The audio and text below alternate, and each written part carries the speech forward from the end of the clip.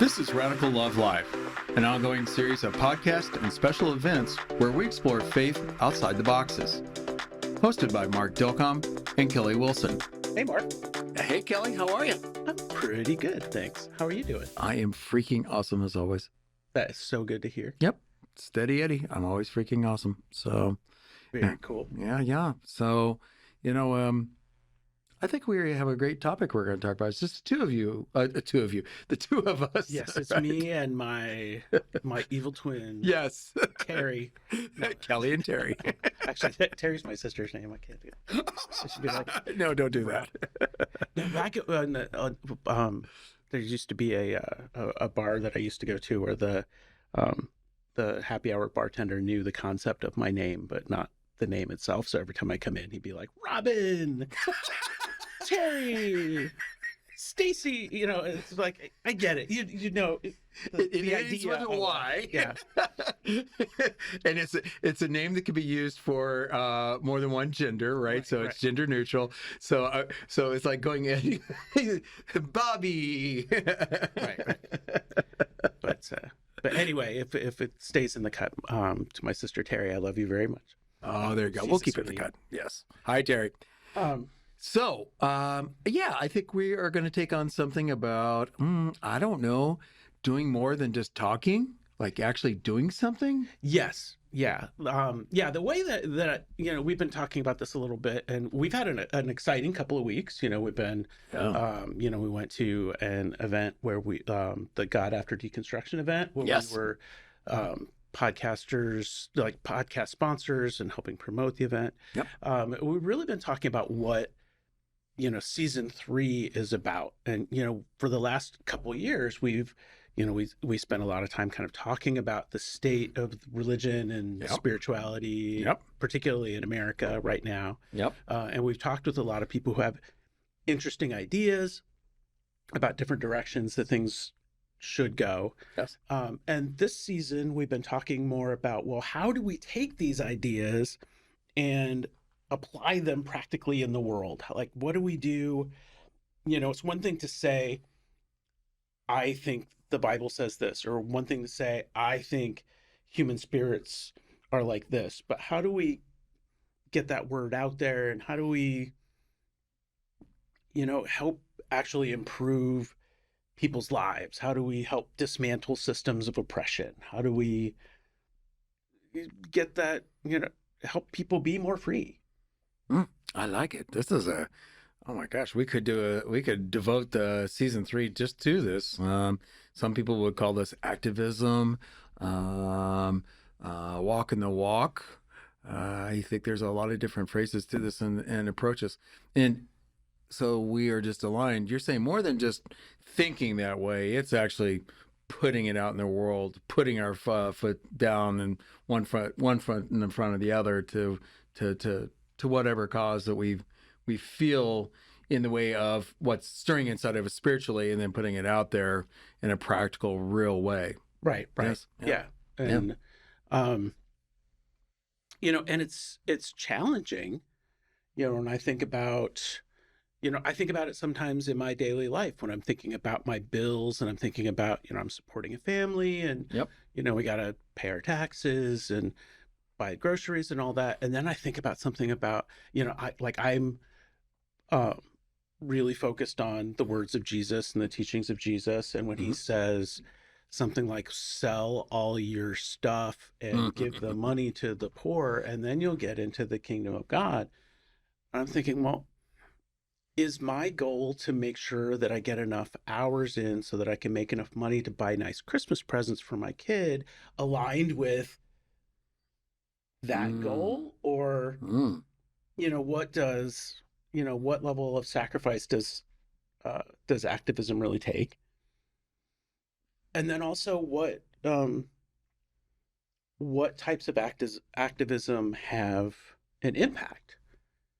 I've been shouting at people on Facebook for years, and eventually kind of stopped because I'm like, I'm not changing anybody's mind. I'm just pissing people off. And I'm giving them a vent to, yell at me because I'm the only progressive that they know. But am I changing minds? Am I changing policy? Am I doing anything? No. Okay, so let's start there because Okay. that's a very good point. I am. I love this, and then we'll pick up the threads as we just go along in the conversation. So first thing first, is it is it activism when we do that on social media, or are we engage in conversation? Are we truly changing someone's mind?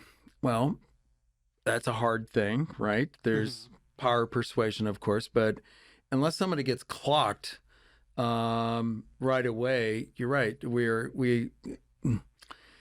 Well, okay, so let's just keep it in the construct of social media. Yeah. Yes, it is really, really hard, and inevitably, what I've seen as your experience is that you don't change anybody's mind, but yet you give them an opportunity to duel with you over the, here you're right, I'm wrong kind of scenario, and nothing's gained out of that except for frustration and maybe some anger and unfriending somebody, like depending on how bad it gets. Oh yeah, I've had some um what I would go so far as to say even betrayals from people that Oof. I loved and cared for who, because of the distancing of this screen, There you be. Yep. allows people, and I'm sure I've done it, allows people to say things that they would never ever say to your face. And Yep. these, these strong emotional reactions, you're like, what, what, I thought we were friends. Yeah. And it's not about finding commonality. And I found that people like don't really, they don't change their mind unless something, they're already curious. I Yes. do believe that there are people who go to the internet or any source. I mean, there's still libraries, there's still But there are. newspapers, there's still magazines. According to some people, they want to shut them down unless they got Um, only certain books that they like. But anyway, but if people, that's for if another somebody's episode. like, I want to learn more about such and such because I have certain ideas about it, but I don't know if I know everything. Okay. But I those aren't the people who are commenting very often online. Like somebody doesn't go online and put something out there because they're uncertain and they want a lot of opinions that it's going to help them steer. Hey, what do you think about this? That is so true, Kelly. You're absolutely right. Because just putting that out there, I'm thinking, well, you're right. We don't go to Facebook or Instagram or the X, formerly known as Twitter, whatever. We go there to posit our opinions. Mhm. Then we're looking for affirmation to agree or disagree, and then we set up a duel or whatever the case may be. You're absolutely right. And maybe that's the failing of, well, or not failing. Well, this is not the capacity of social media because of the distancing. It's not a face-to-face conversation because I don't know how you do change hearts via the internet. I mean, you can tell a compelling story. I'm not saying that, but a book can do that as well. So yes, social media and online presence, your heart can be pulled, but there's nothing better than engaging in the conversation like what we're having right now. I mean, we could at this very moment find a topic that you and I have different points of view and have a conversation about it, but we will engage in a much different way face to face because first of all we're friends, we Mhm. care about each other, Yes. we're physically next to each other, and for you guys that have never seen Kelly's a lot bigger than me, so like I feel like he could probably clock me and do bodily harm to me, so there's that. Not that I'm I don't know, maybe I could do a defend myself with throwing my phone at you or something like that, I don't know, but we're going to engage in a different way where the virtual element of social media that it's like how we treat each other when we're in cars, like if we're Mhm. driving. Oh, that's a very good example.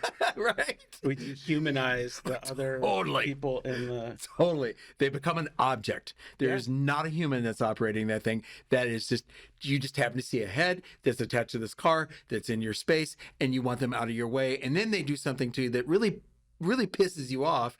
And then you really take that and you're like, "Ah," and we're throwing our fingers at them and everything else like that.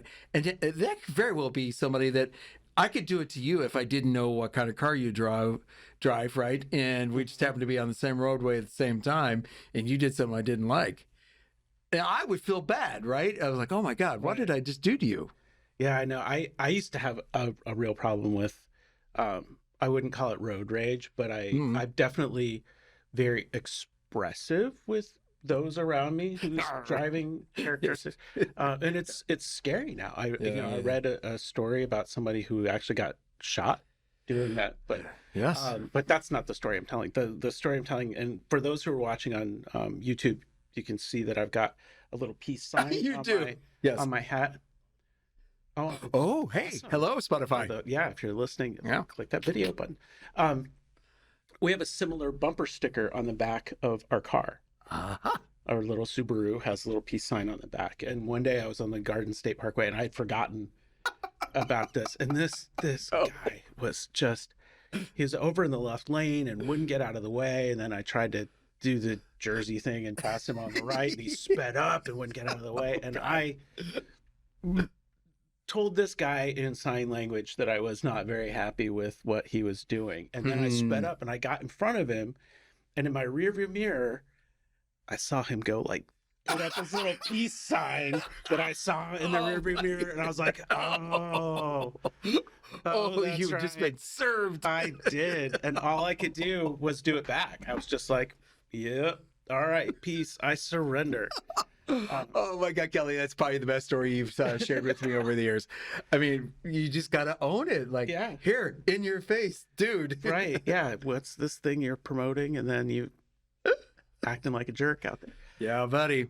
Well, I would say that is not activism. I'm sorry. Let me go back to where we were for context in that. Putting things out on social media is not activism in of itself. You can talk about your activism, or maybe something where people can see it actually in motion, but just being there on the internet itself, no, it's not. And so that's one thing. Activism to me is, well, putting those words into action. Like the word action means something here. So, but boy, oh boy, that opens up a lot of great ways to think about what is activism. I can share from my point of view and what I do that I think is activism. Sure. And, it's my work that I've been messing with for, going on 12 years. This notion of how to help queer folk deal with the religious abuse and trauma that they experience in religious institutions. Some, not all. I'm not here to burn down churches. Most of them anyway. And how was that going to manifest in my call? Because it is a calling that I have. That to me is activism. Now, it's taken me a long time to figure that out and how it's going to manifest. And whoa, my God, it has been up, down, left, right. No, this is not the way to do it. Yes, this is the way, or everything else. And so, starting in 2023 and coming into early 2024 now, it's definitely crystallized, right, with the 501c3, for, full transparency. Kelly's on my board of Divine All Along Foundation. Happy to be. Thank you, and I'm deeply grateful that you are, because now it's all coming together. Like, oh, there is a way to actually end religious abuse for our queer family, and this is how we're going to do it. But it took me a long freaking time to figure out how that was going to happen. I knew the concept 11 years ago, but I just didn't know. And at least I had the presence of mind. I remember telling my mom, of all things, I was like, okay, I know I'm called to do this. I just don't know how it's going to happen. And I'm just going to keep, trying to figure out in iterations, which, by the way, folks, I will say I learned an amazing thing about iteration and the difference between that and failure.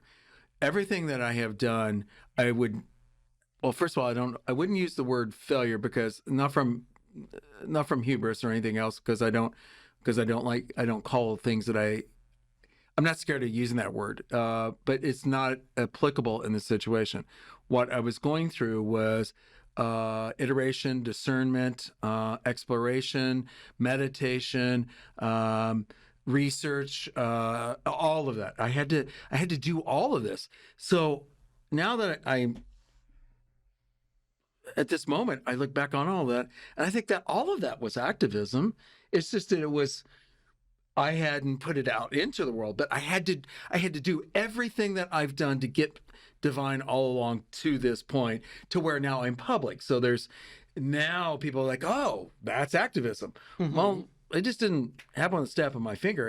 On when I filed the articles of incorporation with the state of New York on 11/9/23, that wasn't the moment. I mean, that was just simply the fulfillment of what was something now that is outward facing, and then going through the process of, getting, it set up as a 501c3 and establishing the board and getting the website built and finding volunteers and all of that. Okay, that's activism. But I had to do all that work to get to that point on that day, which I pressed the send button, to file the articles of incorporation. So Mm-hmm. yeah, there. That's activism. That is putting word into action and making it real. And it's definitely like the way that we spend our time, the way that we spend our resources, the way that we spend our attention is activism. I think we're Yeah. called to do all those things. Yeah. Um, One of the things that this is changing the topic a little bit. We'll Go come for back to Remember, this is only about action and activism, which I use interchangeably because to me, anyway, go. Yes, go. one of the lessons that I'm learning, and we'll see.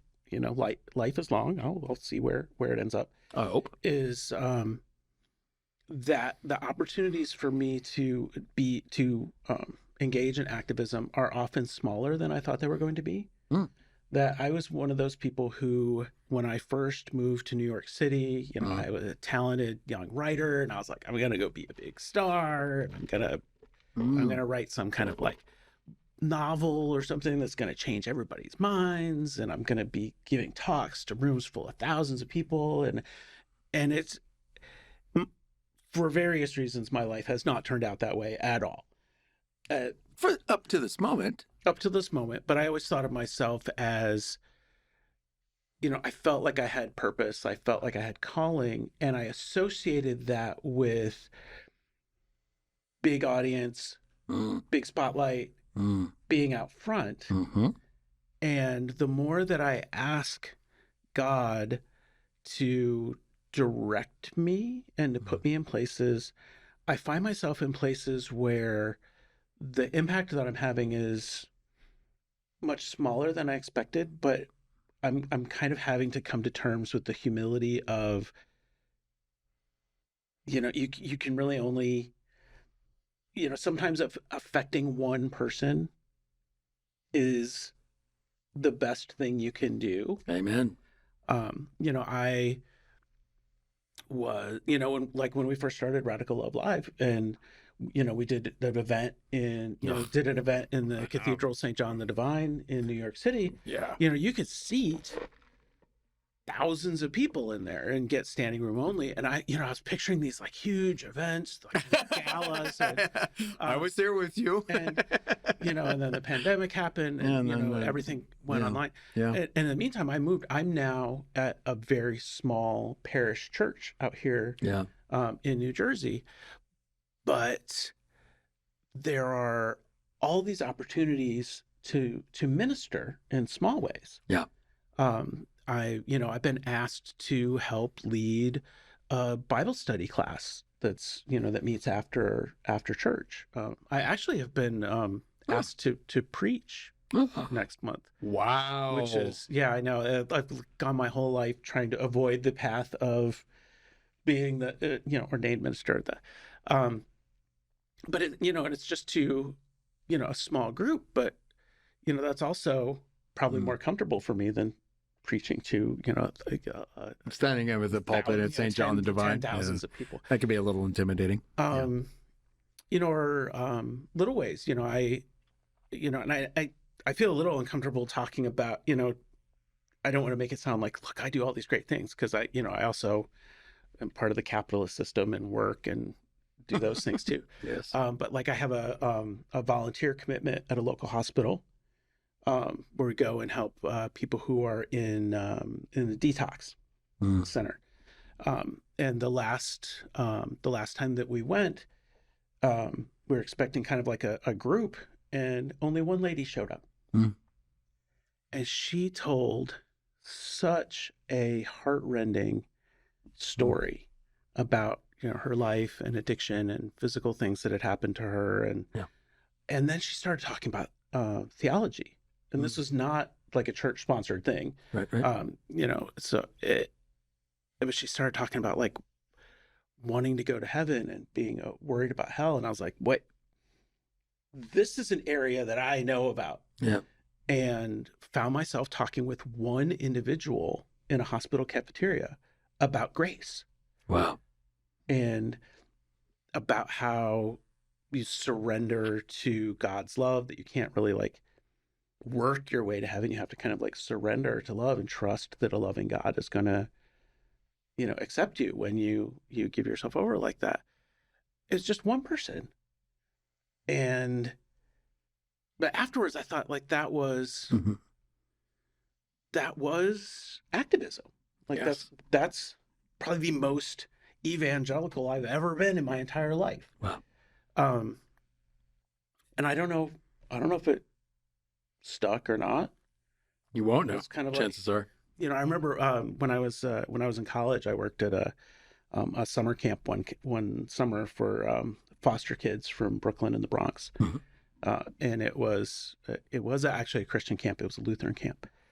But I remember at the end of the first session, because we did several sessions, it was really exhausting. It was very hard work. Mhm. One of the other counselors who was more experienced, this is my first summer doing it, said, before the kids get on the bus, let me tell you this is not going to be like a movie.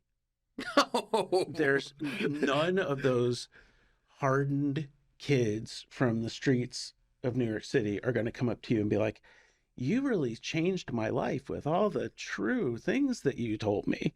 They might still call you an asshole and before they get on the bus. But 10 years from now, there might be some situation that they're in where they're going to have to make a decision about something. And there might be something you said or did Wow. that helps change the direction that they go. But you might never see it. You might never know Yeah. it. And that has also always stuck with me. So I say all that just to say that the more that I ask God for opportunities to do, to do good things, to do his will, the more I'm finding these little moments. And I have to get out of my own way because there's still my ego wants to be like, and now the the great activist Kelly Wilson will be telling you about how we should be living our lives. And I don't know if it's ever going to be like that. It might just be like, help that lady across the street. Yes. Or have that conversation with that one individual in a hospital cafeteria. I've had some moments like that as well. And I want to go back to what you said about Radical Love Live, especially when we did the live events in the cathedral there. They were, oh my God, I guess I had some of the similars like, this is going to be awesome. And we're in the world famous church and we're broadcasting live or streaming this and everything else. And, and as you said, it can literally hold, oh God, in that, what, a couple thousand people, I suppose. Yeah, I think for the bigger events, they get between 2,000 or 3,000 Oh people my in God. there. And then if you, start standing people up and ignoring the rules a little bit, I think you might be able to get closer to 4. Oh my God. Yeah, it's Yeah, huge. it's huge. So there's supposedly, people, well, if you go to the internet, believe the internet, right?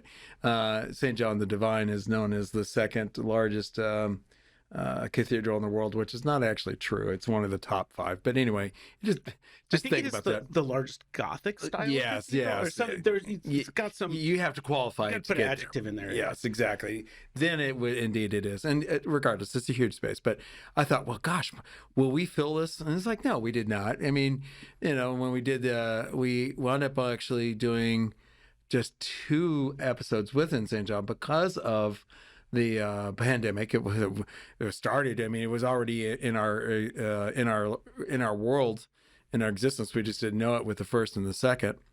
And I mean, we had a couple hundred people at the events, and I was like, oh, okay, well, and I thought a lot of people that were from our community would show up, and there weren't a lot of familiar faces. And I was like, oh, okay. So there a little humility. And you're right. I was like, okay, I guess we're not going to change the world quite this way. But, it's not bad to have big ambitions, but No. also I think it's just realistic that, okay, you don't know who you're going to get until you see how many you got, right? And numbers don't matter. Now, from a capitalistic point of view, yes, I guess if you're trying to make money off of something, which has never been our goal with Radical Love Live, Right. You and I know that we fund this thing, but it's I guess my point is that we can have grand ideas, and maybe even with the podcast here, what is that like? But so let's talk about something that happened at God After Deconstruction. You and I were on a panel with Tim Whitaker of the New Evangelicals. That's his podcast, and he does a lot of great work, and that's actually become his full-time job. Talk about activism, right? Yeah, And, yeah. like He's really doing a great job educating about Christian nationalism and Yes. the way that particularly the evangelical church is impacting American politics. He's really doing a totally great into job. that. Yeah. And he has a community and he supports them. And then there was Josh Patterson, who has Rethinking Faith. That's his podcast, and both of which you can find in. We have links from our prior episodes, because the episode that was released on February 19th. I might be off a day or two, folks, but if you go look us up on our website or any of the podcast episodes on any of the platforms where you listen, you'll find that one. It is actually the recording of the panel that the four of us were on, with Trip Fuller being the moderator. I was absolutely, and I do share in that, and you and I did a before and after around that episode as well. I was blown away with the notion of thinking that a podcast, is it a new spiritual community? And I had never thought about that. Like what you and I have done, what we are doing and will do, is that. And I actually am taking ownership of that. I was like, well, yes, we are creating community with our listeners here. We even created that group. We did it that day. We were did it like, that day. we gotta, Duh. let's create a place for our listeners to gather, because that way, we've got a place to talk. We've got a place to learn about the concerns of our listeners, so that we can address their needs and questions better. And also just so people have a place to talk with one another, because that fellowship is also important.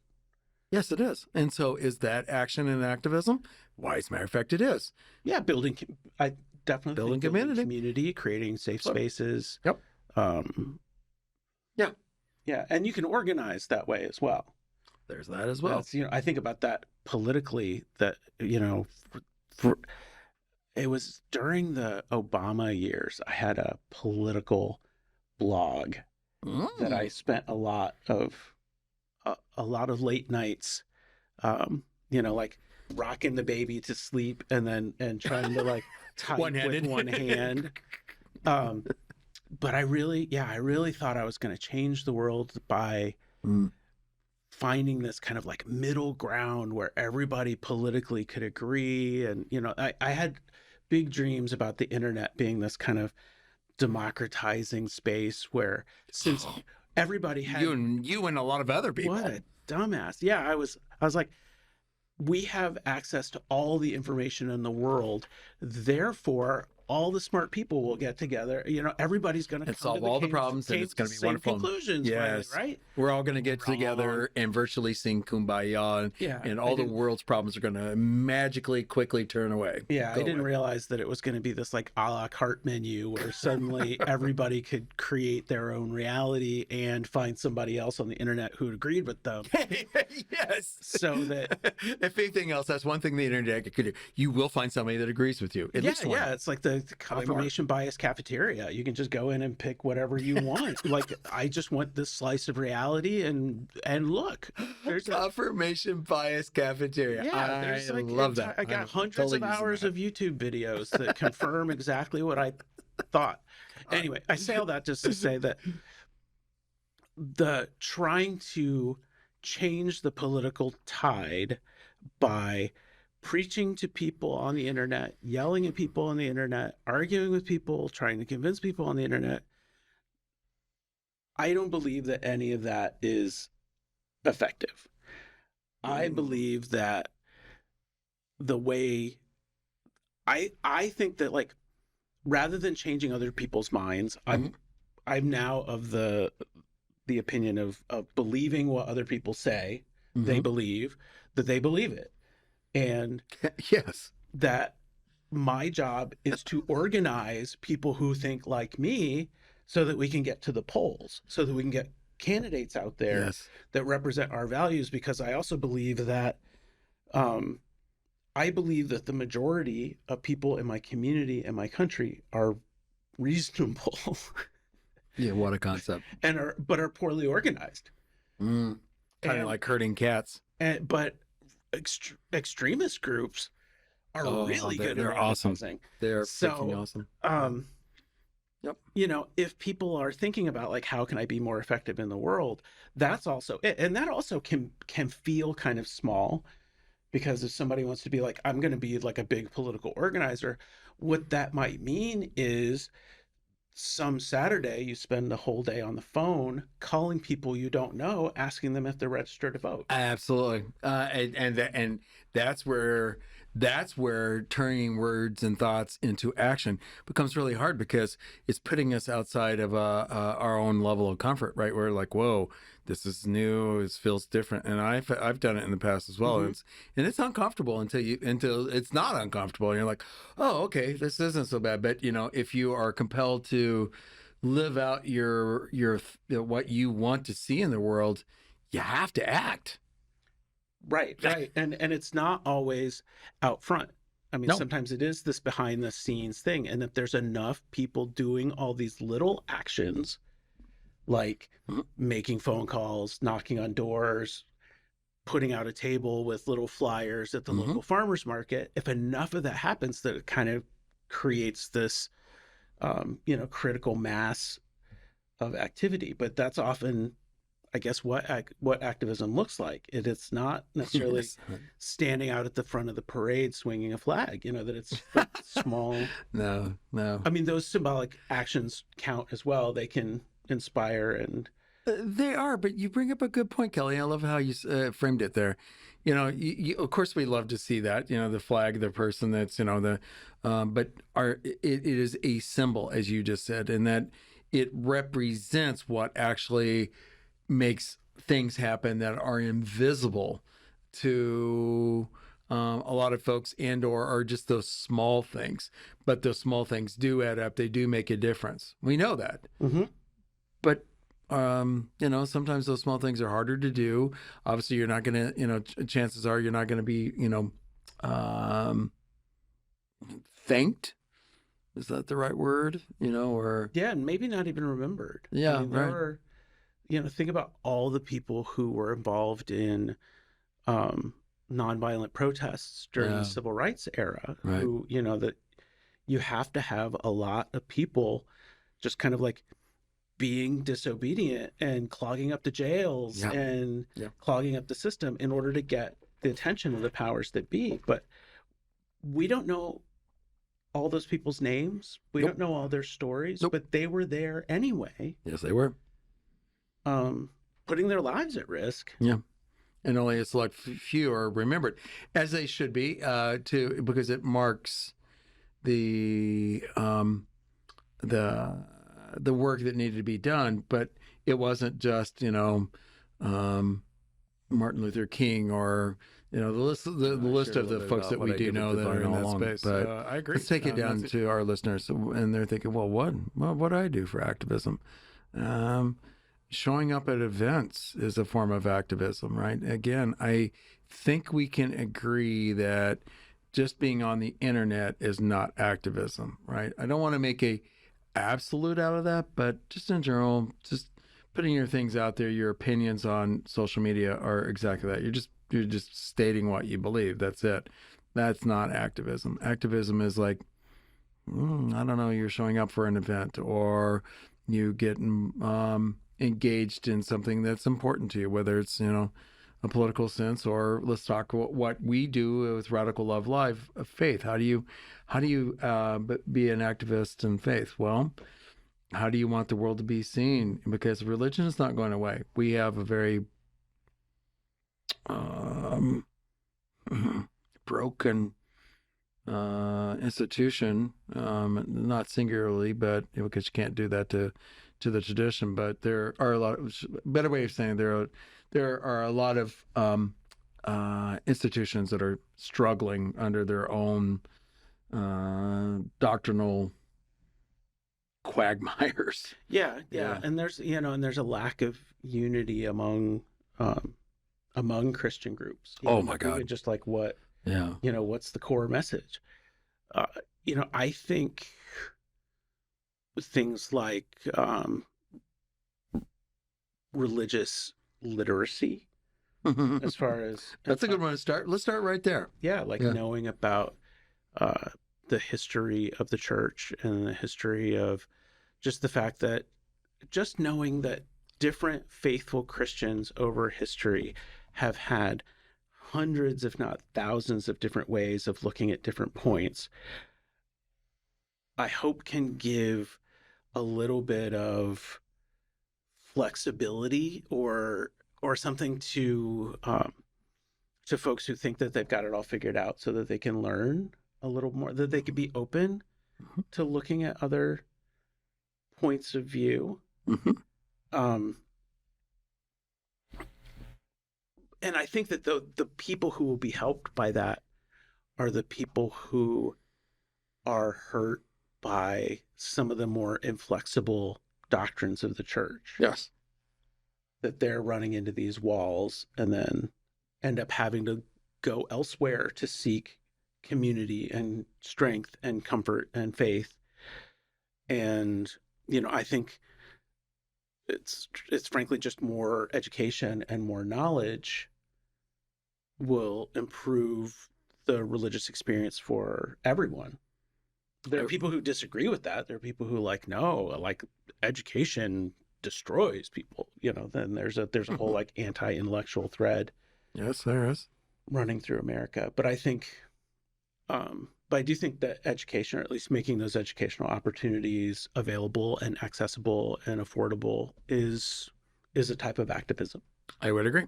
Absolutely. And activism on oneself is to become educated, dare I use that word, or literate, whatever works. I think about my own experiences.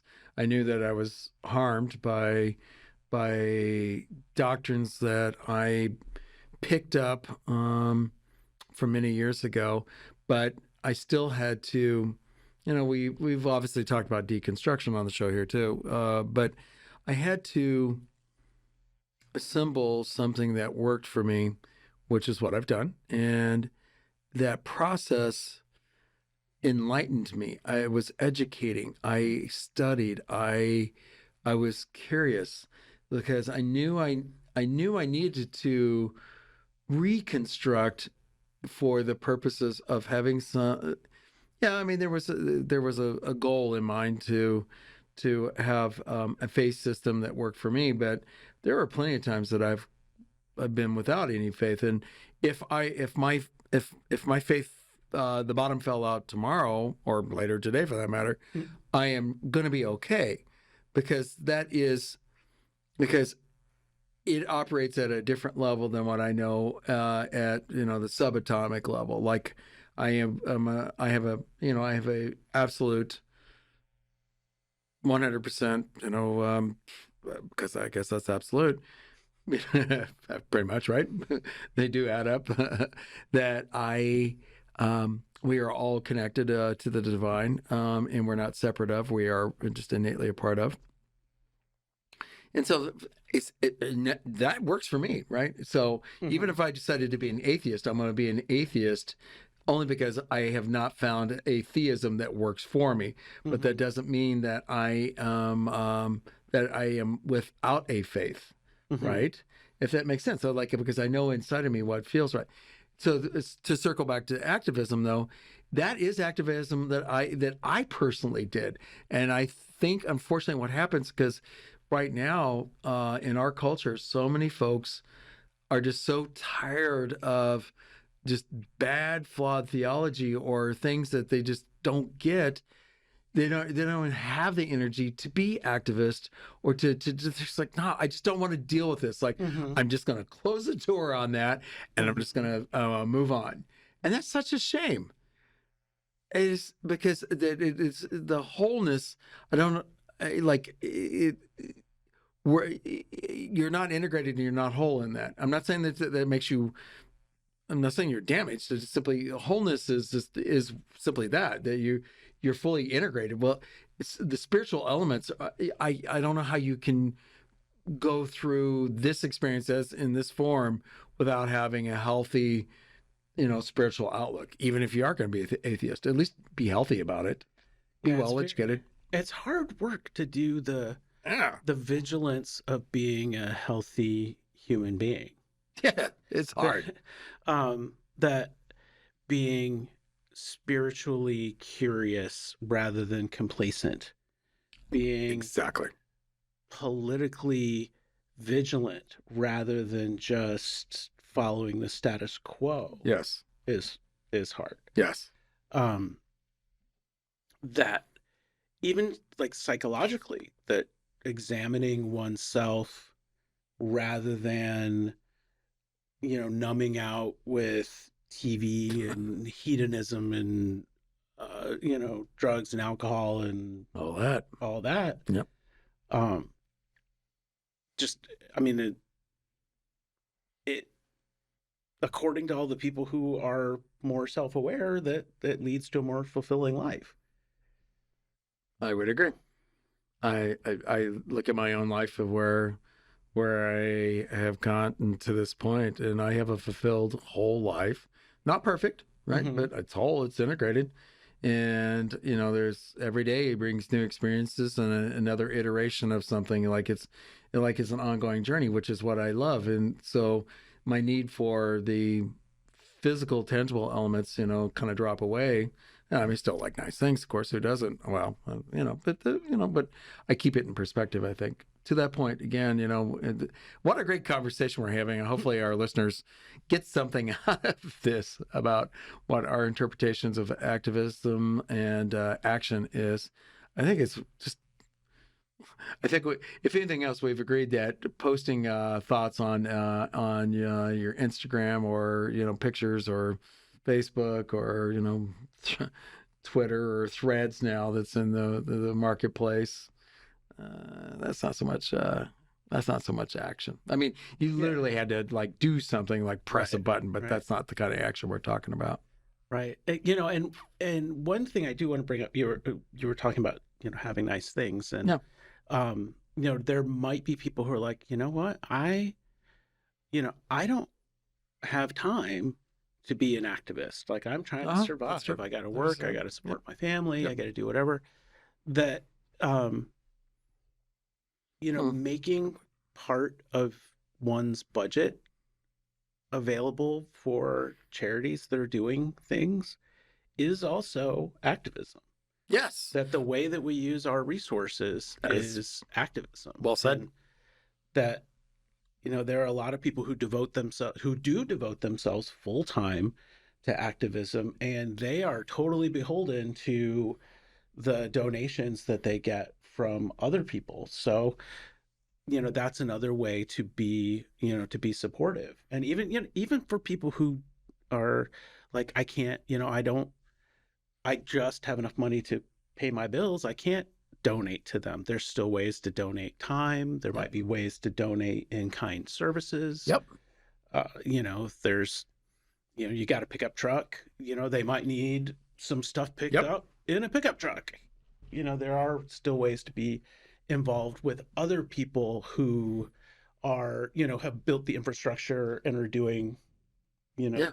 doing that work. There's ways to support them. Yeah. So we started off this conversation asking, are we putting our words into action, and are we doing expressing our activism? I would like to think that we could both wrap up this conversation saying that, yes, gratefully, we are putting our words into action, and that and just even in the small ways. And it's not about a measuring or comparing or anything else. It's just simply doing. Yeah, yeah, and this is nice. I think the exchange of ideas is important, and if somebody's curious and wants to learn more about a different point of view, it's good that there are things online that they could Oh, go yeah. find. Yeah. But I am certainly open to other ways of being active and actually helping people. And I don't just reserve that energy for what we're doing here. I'm always looking for ways to make it real Yeah. and tangible. Yeah. And I'm glad that I, even in my little small town, that I have opportunities to do that. Well said, my friend. Well, I thank you for what is a great episode about, what is action and activism. Again, for our awesome listeners, community, as Kelly mentioned in our conversation, please go to our Facebook website. Kelly, where Yeah, can they find us? we have a Facebook page for Radical Love Live. That's kind of our outward facing messaging platform. But then there's also Radical Love Live Community, which is a private group that you can join and talk amongst one another. And that's also on Facebook. And are there ways yet publicly for folks to find out more about the work that we're doing with the nonprofit? There is. Thank you for asking, Kelly. If you do want to find out what Divine All Along is about, please go to the website. It's up and running. It's Divine, DIVINE, all, ALL, along, ALONG.org, divineallalong.org. And you'll find out how we are ending religious abuse for queer folks. That's so awesome. Yeah, it's good work. And please, you'll also notice if you go to it, there's an event that's coming up on March 21st at 7 p.m. Eastern. That will be a virtual rollout and a Q&A. So all are invited, and there's a way that you can sign up to participate on that on Zoom. So, Kelly, thank you very much for a great conversation. Thank you, Mark. This has been really great, and I look forward to continuing to do some more work with you. Indeed. Thank you, everybody, for listening to this episode of Radical Love Live. Be well. Thanks for listening to this episode of Radical Love Live, co-hosted by Mark Dilcom and Kelly Wilson. All rights reserved. You can find our podcast on Spotify, Apple, Stitcher, and other popular podcast platforms. Go to radicallovelive.com to learn more about us, watch recordings of our live events, and listen to our podcast. We also invite you to check out what Kelly and Mark are doing by going to our websites. Find Kelly at kellywilson.com and Mark at markdilcom.com. This is Radical Love Live, where we explore faith outside the boxes.